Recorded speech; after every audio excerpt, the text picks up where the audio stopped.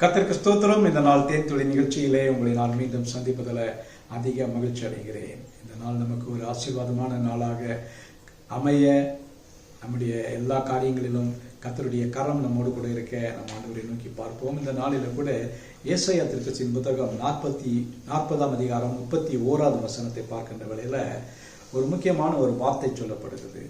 கர்த்தருக்கு காத்திருக்கிறவர்கள், those who wait upon the Lord, கர்த்தருக்கு காத்திருக்கிறவர்கள் புது பலன் அடைந்து கழுகைகளைப் போல செட்டைகளை அடித்து கொண்டு எழும்புவார்கள்.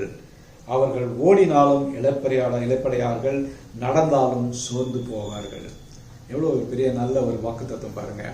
இந்த வேளையில யாரெல்லாம் கர்த்தருக்கு காத்திருக்கிறாங்களோ, அவருக்காக காத்திருந்து எல்லா காரியத்திலும் அவர்களுக்கு வேண்டியதான காரியங்களை பெற்றுக்கொள்ளார்களோ, அவர்கள் ஒரு காலத்திலும் சோர்ந்து போவதில்லை. முந்தின வசனங்களை பார்க்கும் பொழுது இளைஞர் இளைப்படைந்து சோர்ந்து போவார்கள், அவர்கள் இடறி விழுவார்கள். ஆனால் சொல்லிட்டு கர்த்தருக்கு காத்திருக்கிறவர்கள், யாரெல்லாம் கர்த்தருக்கு காத்திருக்கிறாங்களோ அவங்க எல்லாருமே பாக்கியவான்கள் என்று அறியப்படுகிறார்கள். அவர்களுக்கு கொடுக்கக்கூடியதான காரியம் என்று சொன்னால் அவர்கள் என்ன வேறு என்று சொல்வார்கள்.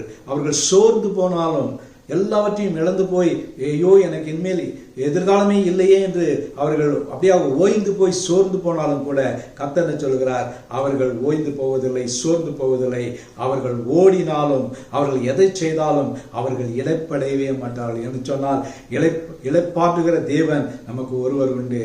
அவர் நம்மோட கூட இருக்கிறார். அவர் நம்மை பலப்படுத்துவார். ஆகவே இந்த நாளில் அந்த பலப்படுத்துகிற, நம்மை காக்கிற அந்த தேவனை நோக்கி பார்ப்போம். கர்த்தருக்கு காத்திருக்கிறவர்களாக இந்த நாளிலே இருக்கும் பொழுது நாம் எந்த காரியத்திலும் ஈடுபட்டாலும் கர்த்தரை முன்கொண்டு கர்த்தருக்கு காத்திருந்து காரியங்களை பெற்றுக்கொள்ள கர்த்தர் நமக்கு உதவி செய்வாராக. நல்ல ஆண்டவரே, நன்றியோட துதிக்கிறேன், ஸ்தோத்திரிக்கிறேன். இந்த வேளையில கூட ஆண்டவரே, நம்முடைய பாதத்துல காத்திருக்கக்கூடிய பிள்ளைகளாக நீர் எங்களை மாற்ற வேண்டுமா ஜெபிக்கிறோம்.